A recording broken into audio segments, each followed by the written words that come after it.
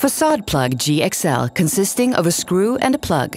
The plug has a 4-fold expansion zone. This means that the expansion becomes larger and more friction is achieved, affording very good load capacities. The facade plug's anti-rotation ribs stop the plug from rotating with the screw when mounting. The screw is available with zinc plating for indoor use, hot-dipped galvanized for outdoor use, and stainless steel for tough environments.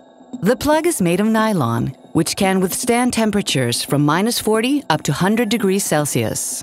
Facade plug GXL is a universal product designed for mounting onto materials such as lightweight aggregates and concrete, hollow blocks, concrete, and natural stone.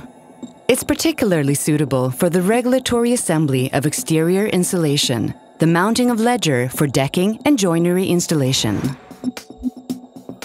Drill with the drill diameter shown on the frame plug's packaging.